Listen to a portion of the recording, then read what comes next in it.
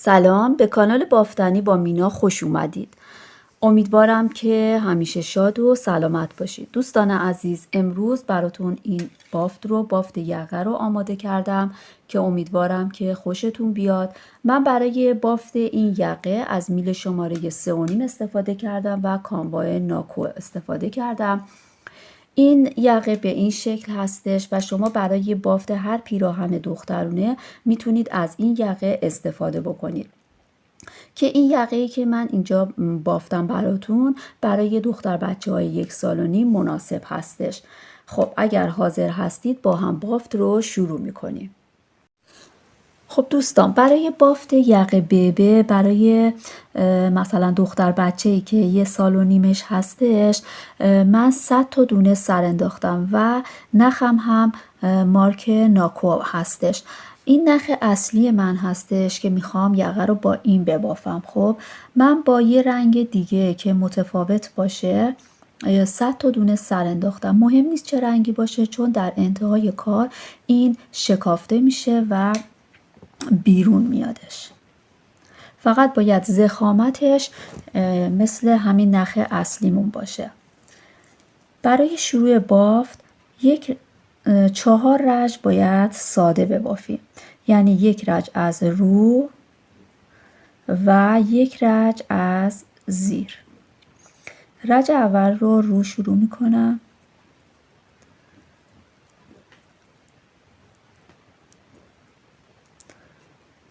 و بعد این رو باید گره بزنیم. من این رج رو تا انتها باید از رو ببافم به این شکل.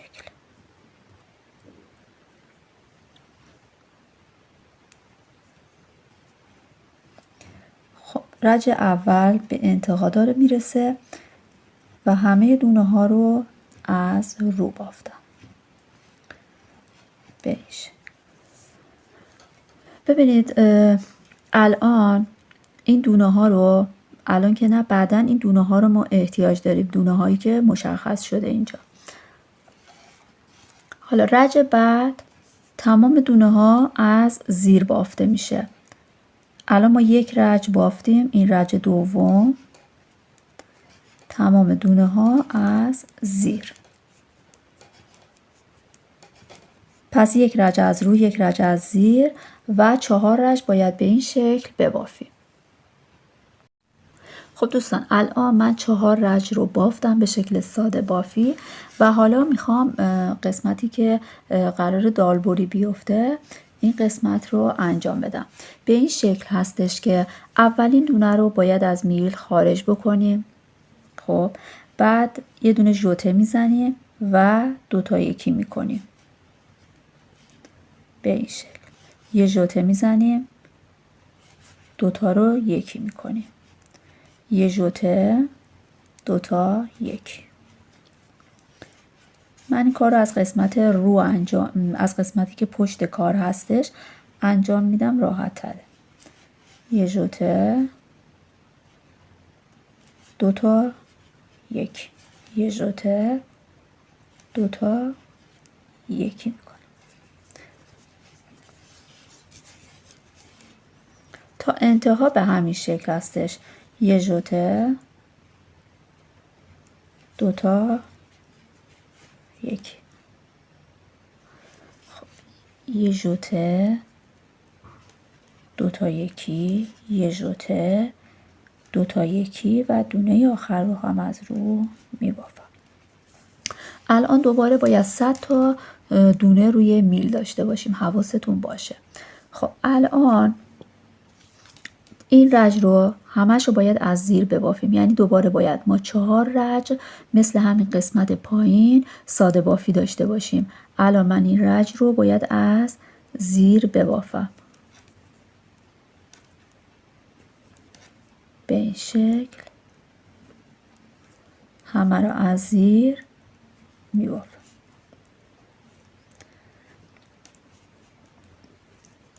پس این قسمت رو، این رج رو تا انتها همه رو از زیر میبافم. 1 رج، 1 رج دوباره از رو میبافم، 2 رج، دوباره یه دونه از زیر، 3 رج و یه رج، 4 رج باید ببافیم. خب دوستان ببینید، بعد از اینکه من این مدل رو انداختم 4 رج ساده بافتم مثل قسمت پایین که 4 رج بافته بودم. خب الان این قسمتی که با یه نخ دیگه سر انداختم، نگاه کنید این دونه های گلبه‌ای رنگ رو میبینید از این سمت. خب دونه دونه با یه میل دیگه همه رو بگیرید به این صورت. نگاه کنید این اولی، خب دومی، سومی، همه رو به این شکل داخل یه میل دیگه اینا رو تا انتها بگیرید. این برای کسایی که تازه این کار رو شروع کردن خیلی ساده هستش، یعنی به شکل خیلی ساده این یاد میگیرن، وگرنه میشه اصلا با نخ خودش با نخ اصلی سر بندازی و دونه ها رو بگیری. اما برای کسایی که تازه بافت رو شروع کردن، مبتدی هستن و براشون سخت هستش که دونه ها رو تشخیص بدن کدومو بگیرن، این روش خیلی مناسب هستش و به سادگی میتونن این رو ببافن. به این شکل تا انتها من دونه ها رو ببینید با یه میل دیگه گرفتم. به این شکل تا انتها دونه های این رنگ رو میگیریم. ببینید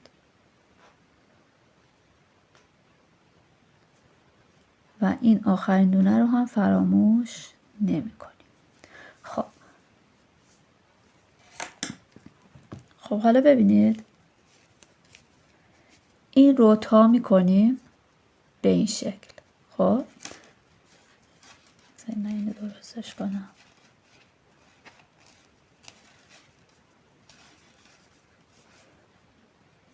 این رو به این شکل تا می کنیم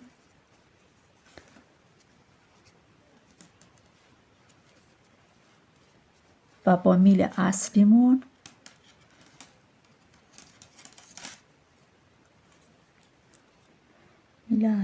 این نیست، اینه. خب با میل اصلیمون شروع میکنیم به بافتن. این نخ رو این سمت میذاریم. خب حالا یک دونه از این قسمت روی کار و یک دونه از قسمت زیری میگیریم با هم یکی میکنیم.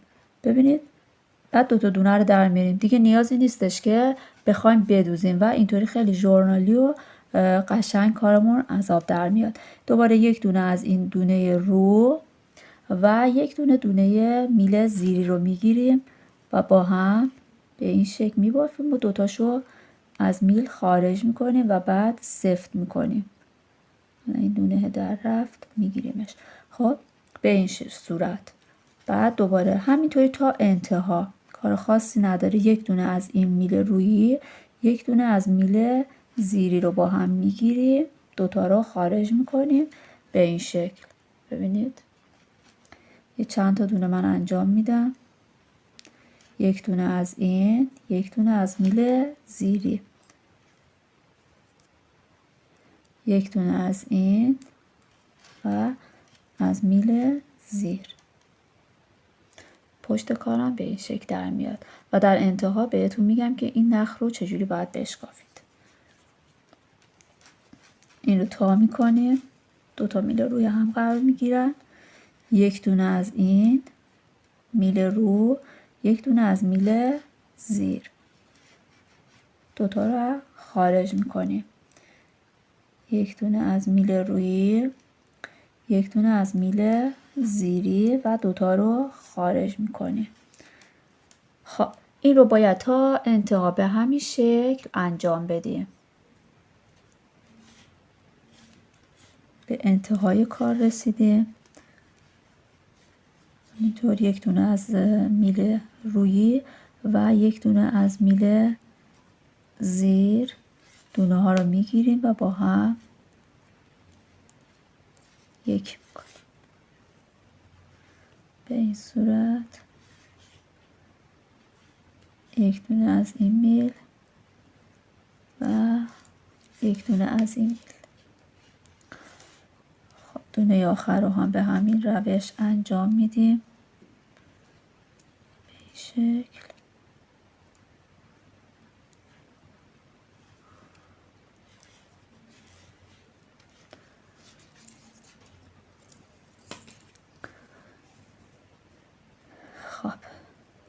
الان به این صورت در اومد. ببینید به این صورت در اومد. حالا باید این نخ رو که ابتدای کار سر انداختیم رو بکشیم بیرون که از یه سوزن استفاده میکنیم. یه گره من زده بودم ابتدای کار، اون گره رو اول باز میکنم به این صورت و بعد با سوزن اینو همینطور میشکافمش. ببینید خیلی آسون شکافته میشه به همین شکل.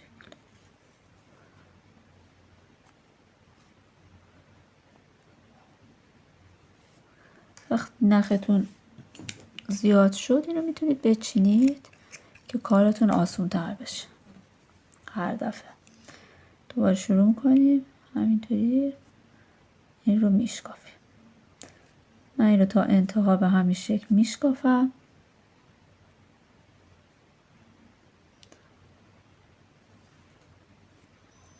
خب این قسمت رو هم از شکافتم.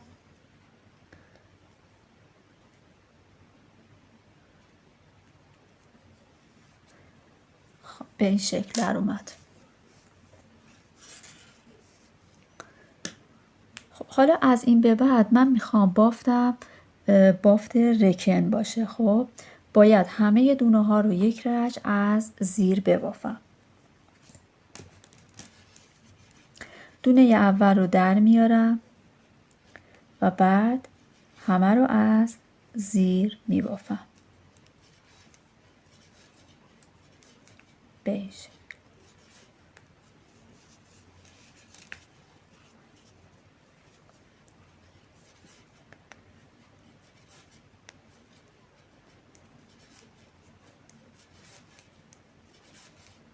همه دونه ها باید به شکل رکن بافته بشه.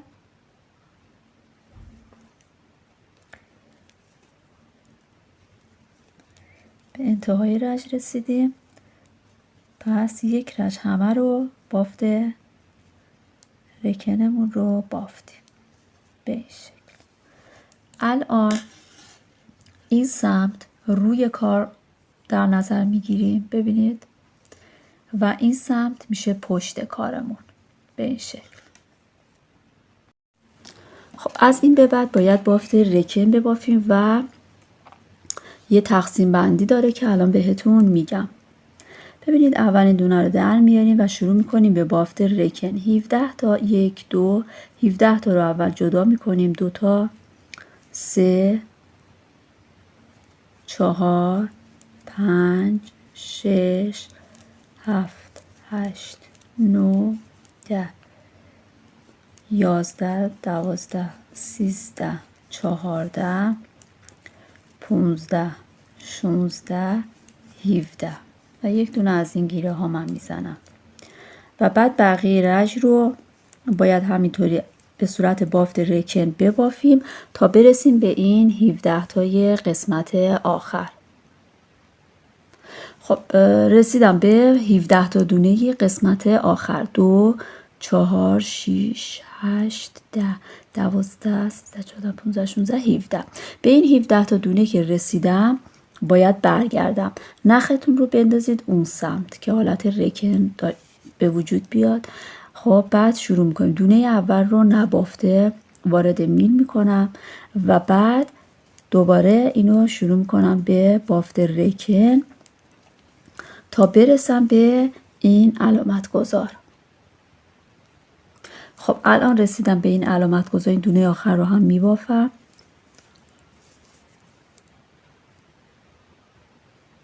رسیدم به این علامت گذار رو بر میدارم. دیگه اینجا یه فضای خالی درست میشه، به علامت گذار احتیاج نداریم و بعد نخ رو میندازم اون سمت و برمیگردم دوباره بافت رکن میبافم.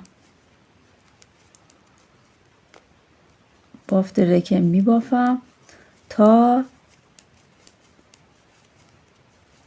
برسم به این قسمت 17 تا.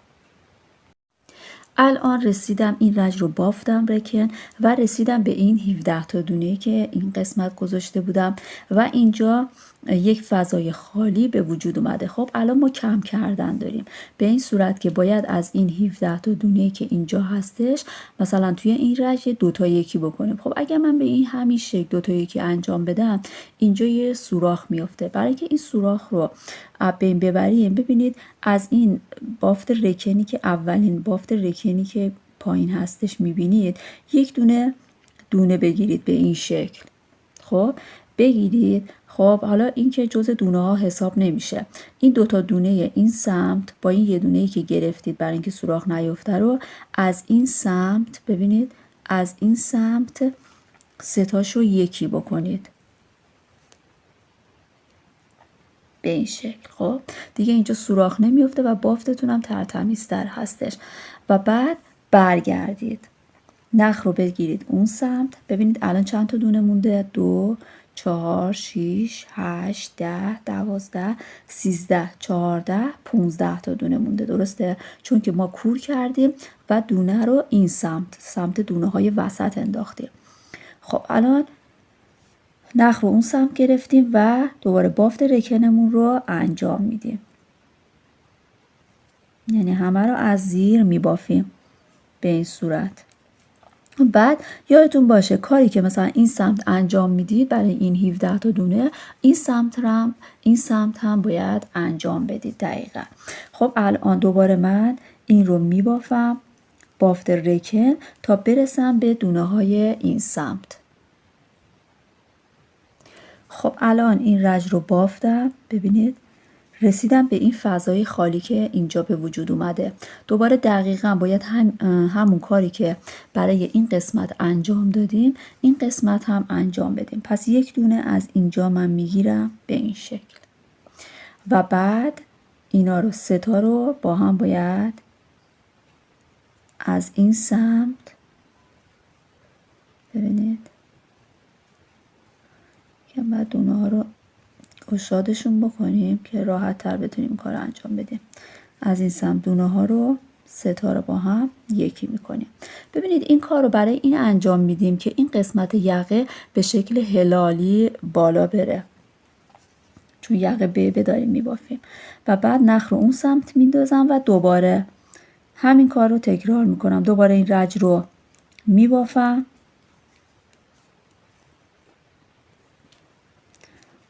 بافتمون همش از رکن تشکیل شده.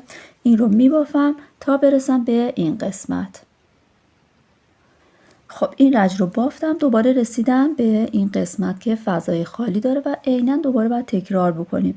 من یک دونه از این قسمت بافت رکنم از اینجا به این صورت یک دونه میگیرم و بعد این دونه رو یک کمی گشادش میکنم و 3 تا رو از این سمت با هم دیگه 1 میکنم و در میارمش.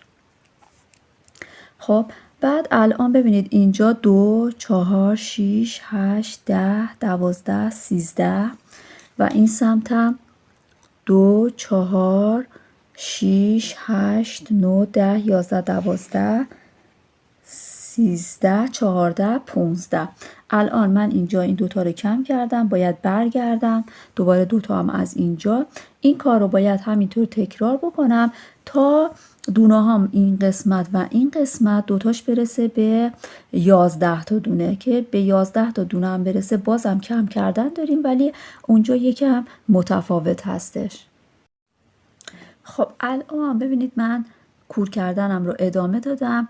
الان این قسمت 2 4 6 8 9 10 11 تا این قسمت داریم و این قسمت هم ببینید 2 4 6 8 9 10 11 تا اینجا رو کور کردم شد 11 تا.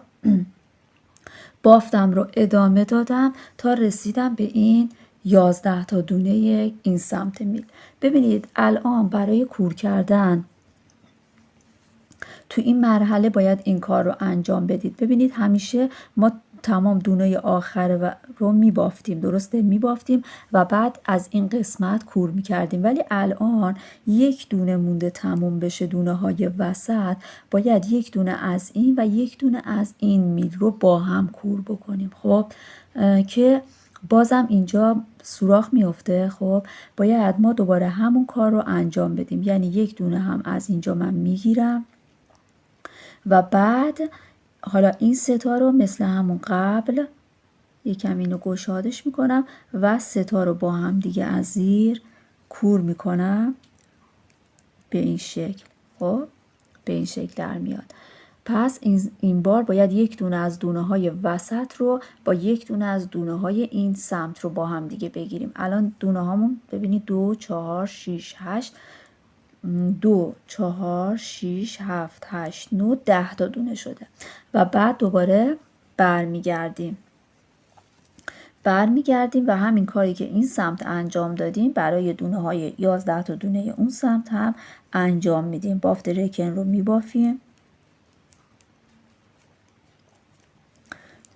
رو میبافیم، تا برسیم به 11 تا دونه. خب الان من دوباره این رج رو بافتم، رسیدم به یک دونه آخری که برای دونه های قسمت وسط هستش. خب که دوباره باید همون کار رو تکرار بکنم. این دونه رو نبافته وارد میل میکنم، یک دونه از این قسمت، ببینید از این قسمت میگیرم، دونه رو وارد میکنم و یک دونه هم ببینید این دونه ای که گرفتم، این دونه هم که برای دونه های وسطه و این دونه هم که دونه های این قسمت هستش. اینا رو یکمی بازش میکنم، یکم باز کنید کافیه و بعد ستاشو با هم دیگه از زیر کور میکنم به این شکل در میاد. الان این ورم باید 10 تا باشه، 2 4 6 8 9 10. بعد دوباره برمیگردم میبافم، همین کار رو تکرار میکنم. دوباره این رو میبافم، برمیگردم اینجا، یک دونه از این قسمت، یه دونه هم از اینجا میگیرم که سوراخ نیفته و یک دونه هم اینجا میبافم، دوباره نخ رو زیر میندازم، برمیگردم، همین کار رو تکرار میکنم به این شکل کور کردن رو تا دونه هایی که این قسمت و این قسمت هستش، این قسمت و این قسمت میمونه، به 4 تا دونه باید برسه. خب الان ببینید توی این قسمت 1 2 3 4 تا دونه مونده و این سمت هم ببینید 1 2 3 4 تا دونه مونده. الان یقمون به این شکل در اومده، اینم قسمت پشت. خب وقتی که 4 تا دونه توی دو طرف موند، خب باید بیایم دوباره یک دونه از این و حالا 2 تا دونه از این سمت رو با هم باید یکی بکنیم به این صورت. خب بعد دوباره اگر این ستا رو با هم دیگه کور بکنی فکر نکنم سوراخ بیفته. خب ببینید اینجا سوراخ نیفتاد. خب این رو به همین صورت کور میکنیم و بعد برمیگردیم بافت رکنمون رو ادامه میدیم. همه رو از زیر میبافم تا برسم به اون سمت.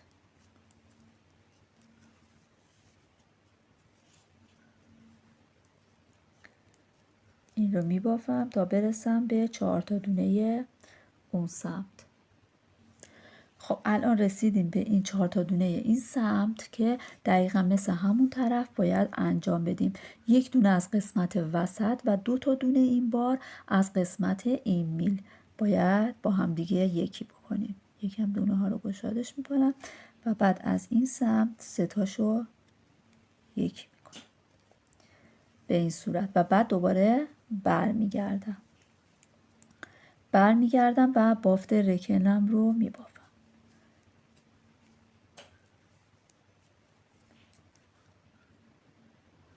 خب الان رسیدیم به این 2 تا دونه آخر و یک دونه از قسمت وسط و 2 تا دونه آخر رو هم ستاش رو با هم از این سمت میگیریم و یکی میکنیم به این صورت. نخم باز شد به این صورت.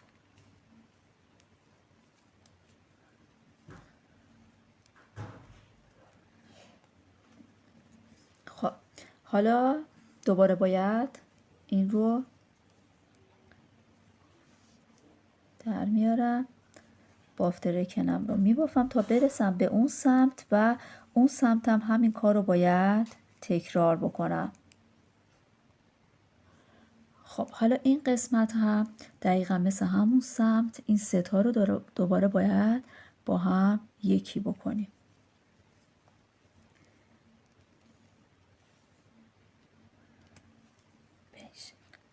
خب حالا به این صورت در اومد یقمون، ببینید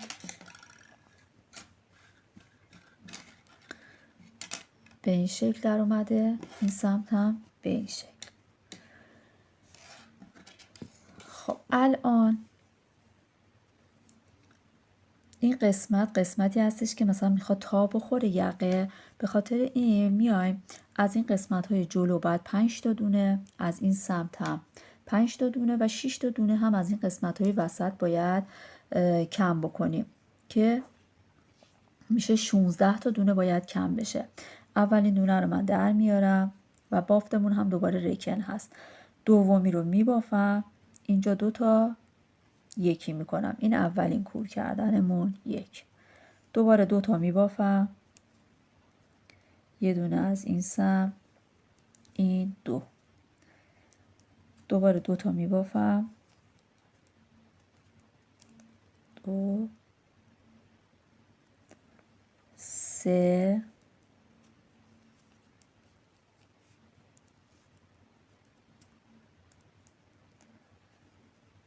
4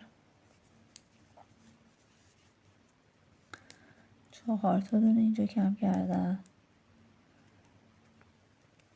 5 تا. و بعد حالا اینجا 3 تا میبافم و کم میکنم. این 6مین دونه،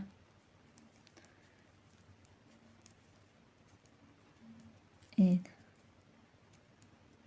7مین دونه،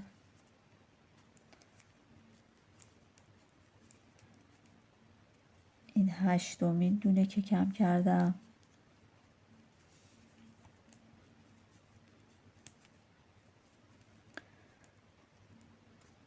9می،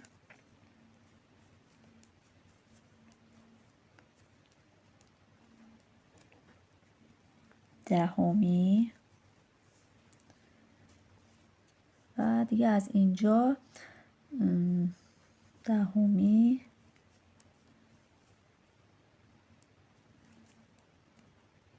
اینم 11می،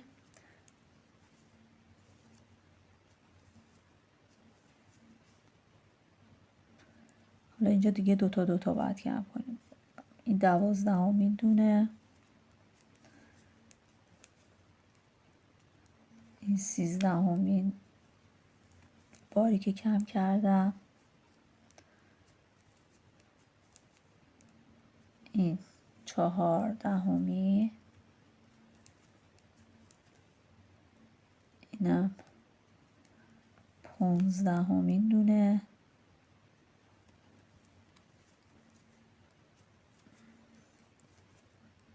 اینم 16مین دونه و دونه آخر رو هم میبافم به این صورت.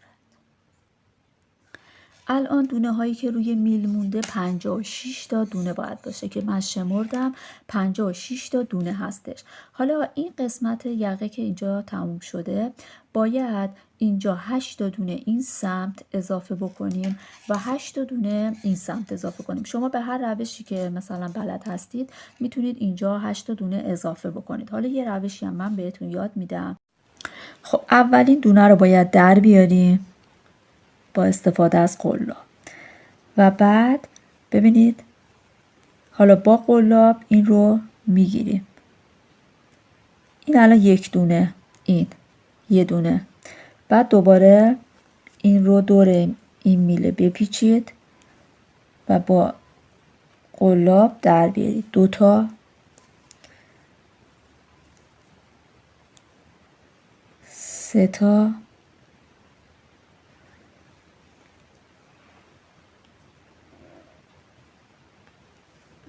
3 تا 4 تا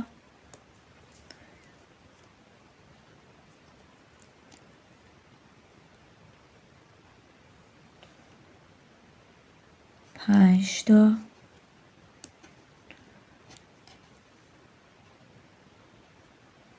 6 تا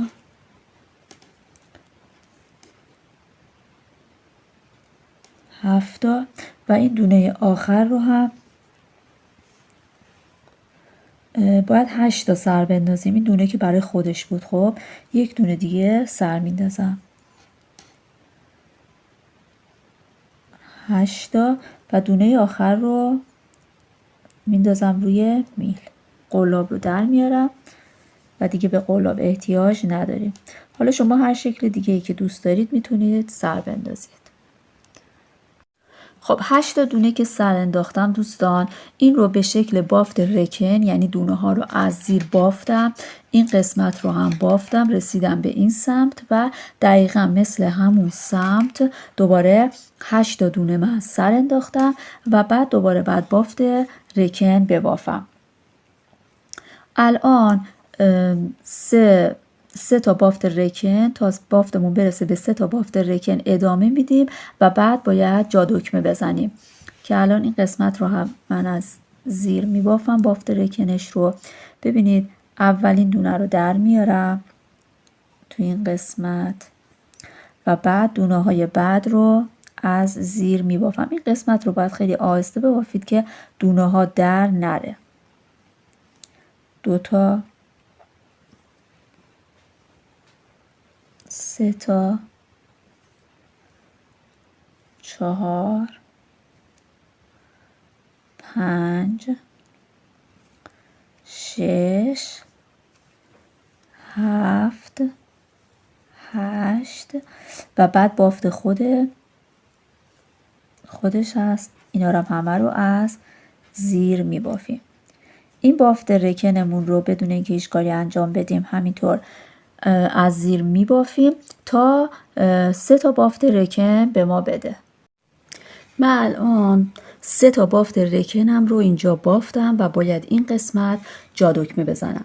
ببینید دوستان، این 2 تا دونه‌ای بودش که از اون سمت من نبافته بودم و برای حاشیه در نظر گرفتم و حالا وقتی که میخوام بافت رو شروع بکنم این 2 تا دونه رو به این صورت میبافم. 1 2 و بعد 2 تا دونه 3 تا 4 تا دونه رو میبافم به این شکل و بعد جا دکمه میزنم. یک دونه روی میل میندازم و این 2 تا رو با هم دیگه یکی میکنم به این صورت. چون دکمه ای هم که میخوام بذارم دکمه بزرگی نیست و همین قدر کافی هستش جا دکمه و بعد بافتم رو ادامه میدم. به صورت بافت رکن میبافم تا انتها و به این 2 تا دونه آخر هم که رسیدم این رو نمی بافم و رج برگشت بافته میشه. به همین صورت این بافت رو ادامه میدیم تا این قسمت که میشماریم بافت رکن ما 5 تا شده باشه. خب دوستان، الان من 5 تا بافت رکنم رو بافتم، جا دکمه رو زدم، 5 تا بافت رکن رو بافتم. بافت یقه تا اینجا به پایان میرسه و اگر شما بخواید که الان پیراهن ببافید، ببینید الان دونه های من 72 تا دونه هستش که این 72 تا دونه کافی نیست و باید دونه اضافه بکنیم. این 8 تا دونه اول و این 8 تا دونه آخر دست نخورده باقی میمونه و باید این قسمت وسط هستش که باید شما دونه اضافه بکنید. مثلا برای دختر بچه‌ای که 1 سال و نیم باشه با این نخ و با این شماره میل باید 82 تا دونه من داشته باشم که اگر مثلا هر 4 تا 5 تایی که میبافم 1 دونه اضافه بکنم 10 تا دونه اضافه بشه کافی هستش و میشه 82 تا دونه و بعد باید تقسیم بندی ها رو انجام بدیم و بافت پیراهن رو شروع بکنیم که البته من در نظر گرفتم که همین رو 1 دونه پیراهن ببافم، ویدیوش رو بسازم و برای شما بذارم. امیدوارم که از این بافت خوشتون اومده باشه. حالا یقه ما ببینید دوستان به این صورت در میاد. این الان قسمت جلو هستش، به این شکل در میاد. من الان یه دکمه دوختم که ببندم که نمای کلی رو شما ببینید. ببینید دوستان، به این شکل هستش و بعد که بافت بیشتر بشه، بافته بشه، خودش رو بیشتر نشون میده. امیدوارم که از این بافت خوشتون اومده باشه، شما هم ببافید و باهاش یه پیراهن زیبا دخترونه ببافید و لذت ببرید. اگر از این بافت خوشتون اومده، کانال منو سابسکرایب کنید، عضو کانال من بشید. من هر هفته بافت یک لباس کودک رو آموزش میدم. امیدوارم که با من همراه باشید. اگر نظری دارید، انتقادی، پیشنهادی دارید، توی کامنت ها برام بنویسید. خیلی خوشحال میشم و پیشاپیش ازتون تشکر میکنم و شما رو تا هفته بعد به خدا میسپارم. امیدوارم که همیشه شاد و سلامت باشید.